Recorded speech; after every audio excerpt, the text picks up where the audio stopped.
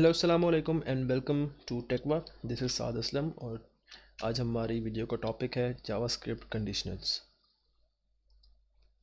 सो basically JavaScript conditionals के अंदर कुछ हमारे पास कंडीशंस होती हैं, कुछ स्टेटमेंट्स होती हैं और वो स्टेटमेंट्स हम लिखते हैं, कंडीशन देते हैं अपने कोड को। और अगर वो कंडीशन ट्रू हो जाती हैं तो हम नेक्स्ट जो हमारी लाइंस होती हैं वो एग्जीक्यूट होती हैं कोड की। और अगर वो कंडीशंस फॉल हो जाती हैं तो वो हमारी जो लाइंस हैं वो एग्जीक्यूट नहीं होती हैं। बेसिकली ये कंडीशंस का स्ट्रक्चर होता है। सो स्टार्ट करते हैं अपने इफ़ स्टेटमेंट से। तो इफ़ स्टेटमेंट्स क्या से काम करती हैं और क्या होती हैं ये मैं अभी आपको बताता हूँ। फॉर एग्जांपल हम कोई एक वेरिएबल लेते हैं x, so let x is equal to 10। तो ये x की एक हमने वैल्यू असाइन कर दी कि x की वैल्यू जो है वो 10 है। और हम चेक करना चाहते हैं इसके ऊपर कुछ स्टेटमेंट्स लगा के क्या वाकई x की वैल्यू 10 है या वो 10 से बड़ी है या छोटी है या वट जो भी हम कंडीशन लगाना चाहते हैं। तो मैं अब वो हम कैसे लगाएंगे। बेसिकली इफ़ हम इफ स्टेटमेंट लिखेंगे अपनी और इस ब्रैकेट्स के अंदर हम वो कंडीशन देंगे। तो हम चेक करना चाहते हैं कि क्या x की वैल्यू 10 के इक्वल है कि नहीं। तो हम इधर यूज़ करेंगे ट्रिपल इक्वल टू 10 और फिर इस इफ़ स्टेटमेंट की बॉडी बनाएंगे। ठीक है। और बॉडी बेसिकली जो मीडियम ब्रैकेट्स हैं या फिर पैरेंथेसिस हैं हम उनसे बनाते हैं।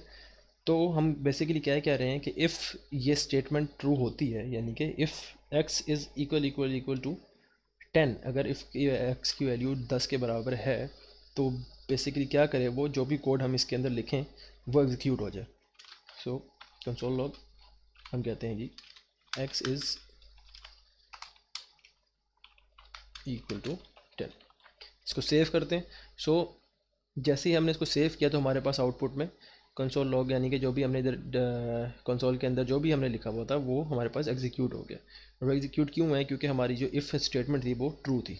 अगर हमारी इफ़ स्टेटमेंट फॉल्स हो जाती, फॉर एग्जांपल हमारी एक्स की वैल्यू 10 नहीं 11 होती 10 की जगह, तो हमारे पास कोई भी रिज़ल्ट शो नहीं होता।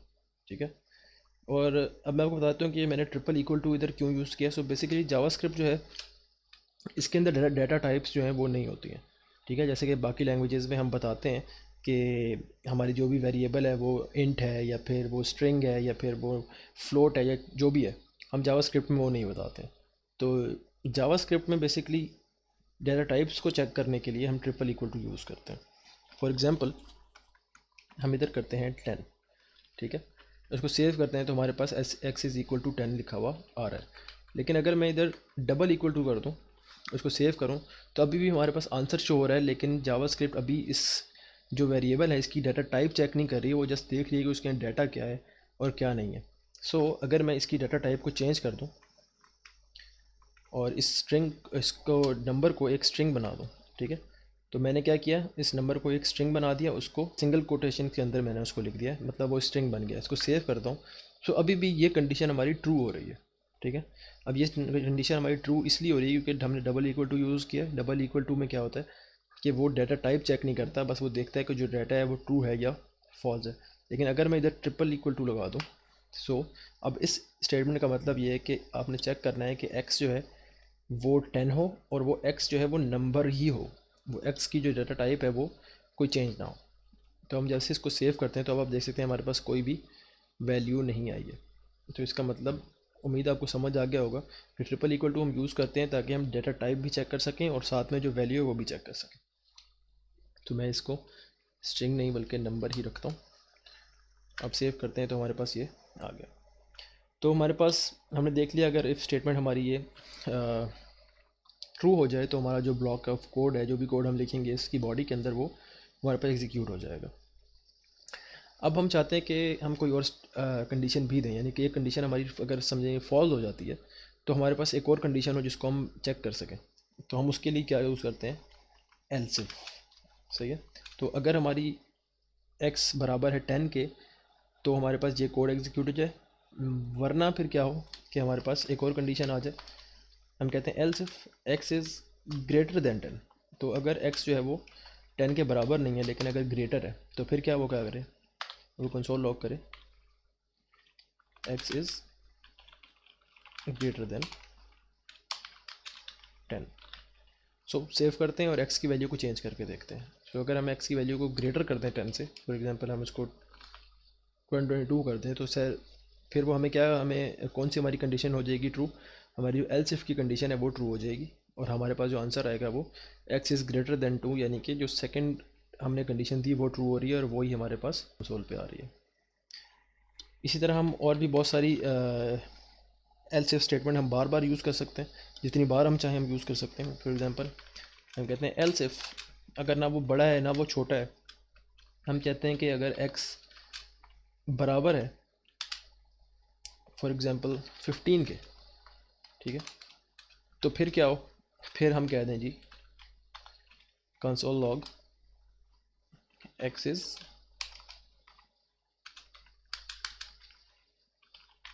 इक्वल टू 15 को सेव करते हैं। तो अब क्या होगा, अब इनमें से जो भी कंडीशन ट्रू होगी बेसिकली वो वाला कोड एग्जीक्यूट हो जाएगा और बाकी सारी जो कोड है वो स्किप हो जाएगा, ठीक है। इस तरह हम जितने मर्जी चाहें एल्स इफ यूज़ कर सकते हैं। और एट द एंड अगर हमारे पास एक चीज़ ऑब्वियस हो रही है, जैसे कि इस कंडीशन के अंदर एक चीज़ ऑब्वियस है कि अगर कोई हमारा नंबर है, सही है, वो या तो 10 के बराबर होगा या वो 10 से बड़ा होगा, और अगर वो 10 के बराबर भी नहीं है, 10 से बड़ा भी नहीं है, तो ऑब्वियसली तीसरी जो चॉइस है वो क्या होगी, वो नंबर 10 से छोटा है, ठीक है। तो उसके लिए हमें कोई कंडीशन देने की ज़रूरत नहीं है क्योंकि वो एक चीज़ ऑब्वियस है। तो उसमें हम क्या यूज़ करते हैं, हम उसमें एल्स यूज़ करते हैं, यानी कि इफ़ और फिर एल्स, और इसमें हम कोई कंडीशन नहीं देते हैं बल्कि सिर्फ एक स्टेटमेंट देते हैं जो भी हमने स्टेटमेंट देनी हो। तो अब इधर हमारे पास सिंपल सी एक लॉजिक बन रही है कि ना वो एक्स जो है वो 10 के बराबर है एंड एक्स 10 से छोटा है, सॉरी ना 10 से बड़ा है, तो वो सिंपल सी बात है कि वो 10 से छोटा ही होगा। सो एक्स इज़ स्मॉलर देन 10। तो हम एक्स की वैल्यूज़ को चेंज करते हैं। सो लेट्स से एक्स हमारे पास अगर 1 है तो क्या होगा, हमारी पहली कंडीशन वो चेक करेगा, वो फॉल्स हो जाएगी, ये कोड एग्जीक्यूट नहीं होगा। वो सेकंड कंडीशन चेक करेगा, ये फॉल्स हो जाएगी, ये कोड एग्जीक्यूट नहीं होगा। और फिर क्या होगा, वो ऑटोमेटिकली हमारी जो लास्ट कंडीशन है वो हमारी चीज़ एग्जीक्यूट हो जाएगी, वो कोड हमारा एग्जीक्यूट हो जाएगा। और समझे हमारी वैल्यू पहले ही कंडीशन हमारी ट्रू हो गई है, सही है, कि वो इधर आएगा कंट्रोल जो है और वो चेक करेगा जी कि एक्स हमारे 10 के बराबर है और यही स्टेटमेंट हमारी ट्रू हो जाएगी, तो हमारा ये वाला कोड एग्जीक्यूट हो जाएगा। और इसके नीचे जितनी भी कोड है, मतलब इस इफ़ के स्ट्रक्चर के अंदर अंदर जितना भी कोड है वो सारा स्किप हो जाएगा। सो ये हमारा सिंपल सा एक इफ़ का स्ट्रक्चर था। उम्मीद है आप लोगों को समझ आई होगी, काफ़ी डिटेल में मैंने ये समझाया है। सो जो नेक्स्ट चीज़ है हमारे पास वो है स्विच स्टेटमेंट। तो अब हम देखते हैं कि हमारी स्विच स्टेटमेंट किस तरह से काम करती है और इसका सिंटेक्स क्या होता है। So switch statement if statement की तरह ही है, बस इसके अंदर बेसिकली कंडीशंस ही हैं, लेकिन हम इसके अंदर कुछ केसेस यूज़ करते हैं। यानी कि फ़र्स्ट केस, अगर इन केस हमारा ये चीज़ हमारी ट्रू हो जाए तो हमारा हम क्या एग्जीक्यूट करना चाहते हैं, और इन केस कोई और चीज़ ट्रू हो रही है तो फिर क्या हो, अगर इन केस कुछ और ट्रू हो रहा है तो फिर क्या हो। ये मैं भी लिखता हूँ, आपको उम्मीद है थोड़ी बहुत समझ आएगी। सो हम स्विच लिखते हैं और जिस चीज़ के ऊपर हम वो स्विच चलाना चाहते हैं हम उस वेरिएबल का नाम लिखते हैं। सो लेट्स से एक कलर की एग्जांपल लेते हैं। हमारे पास कोई कलर है, ठीक है, कोई वेरिएबल है उसका नाम है कलर और उसके अंदर कोई डिफरेंट कलर्स स्टोर्ड है, लेकिन हमें नहीं पता है कि उसके अंदर कौन सा कलर स्टोर है। तो अब हम चेक करना चाहते हैं और हम चाहते हैं कि जो भी कलर हो उस वेरिएबल के अंदर स्टोर, हम उसके हिसाब से कोई भी कंडीशन एग्जीक्यूट हो जाए। सो हम एक वेरिएबल ले लेते हैं कलर और इसके अंदर हम कोई भी कलर की वैल्यू डाल देंगे, रेड ब्लू ग्रीन, लेकिन अभी हमें नहीं पता है कि वो वैल्यू क्या है, सही है। तो अभी हम इसको एम्प्टी रखते हैं। तो लेट से हम कहते हैं in case the colour is red, ठीक है। उसके बाद हम कॉलन लगाते हैं और फिर उसको हम कोई भी कंडीशन देते हैं। सो हम कहते हैं अगर वो colour in case colour red है तो हमारे पास जो कंसोल है उसमें लिखा हुआ आ जाए कलर इज़ रेड। और उसके बाद हम जो नेक्स्ट स्टेटमेंट यूज़ करते हैं वो होती है ब्रेक, यानी कि ये वाली चीज़, यानी कि ये जो स्विच स्टेटमेंट है वो ब्रेक हो जाए।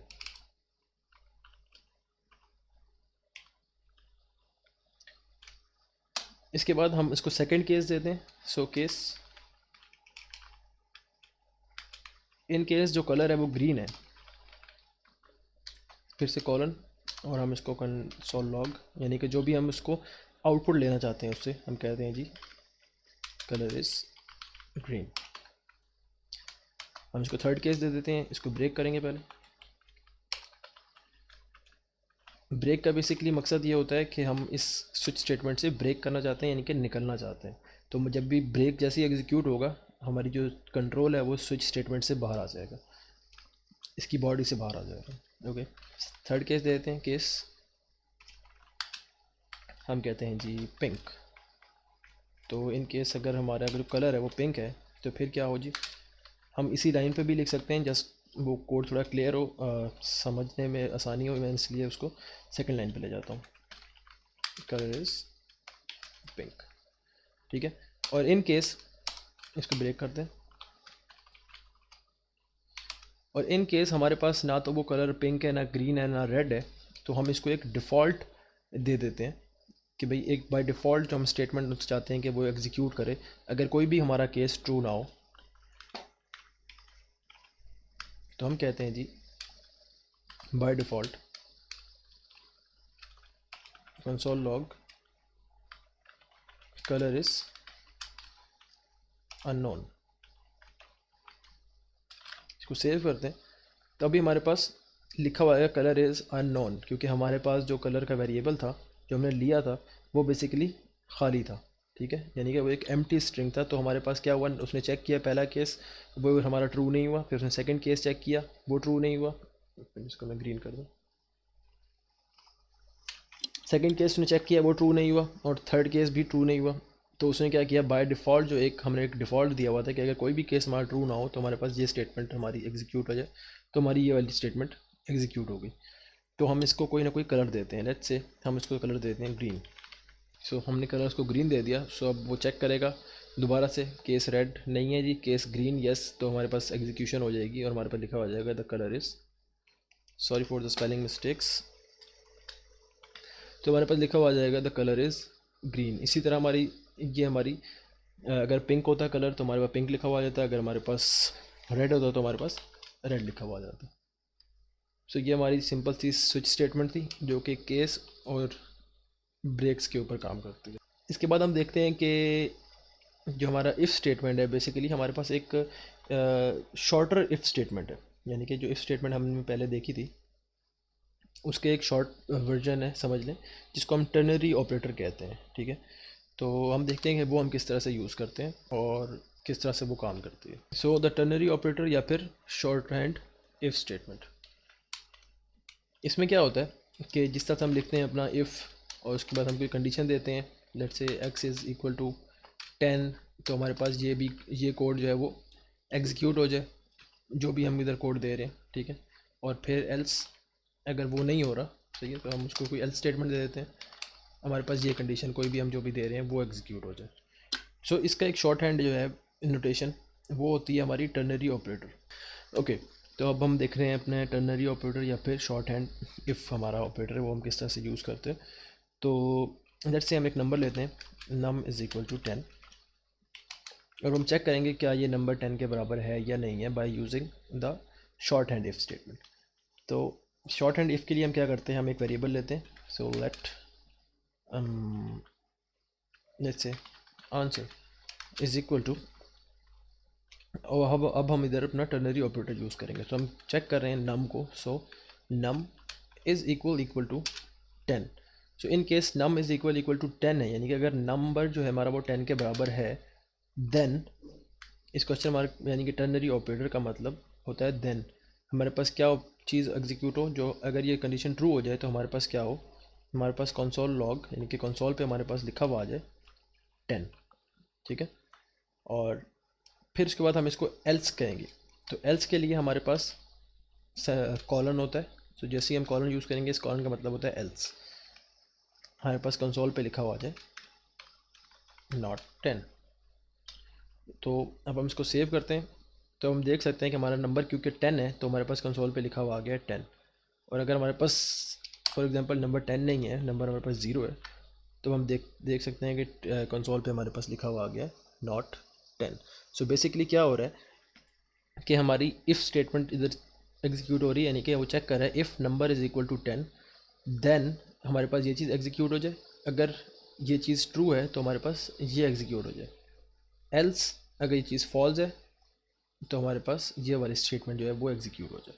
सो ये शॉर्ट हैंड इफ़ है या फिर टर्नरी ऑपरेटर यूज़ करते हैं, जो हम इफ़ स्टेटमेंट यूज़ करते हैं वो हम इस तरह से करते हैं। सो दैट्स इट गाइज़, ये हमारा आज का ट्यूटोरियल था छोटा सा। और इसके अंदर हमने सिंपल से बेसिक्स हमने जाने जावास्क्रिप्ट कंडीशनल्स के। उम्मीद है आप लोगों को कुछ ना कुछ समझ आई होगी। अगर आप लोगों के कोई क्वेश्चन कंसर्न्स हैं तो कमेंट सेक्शन में ज़रूर पूछिए और मैं कोशिश करूँगा कि आप लोगों को उसका जवाब दे सकूँ। Thank you so much for watching guys, see you in the next video.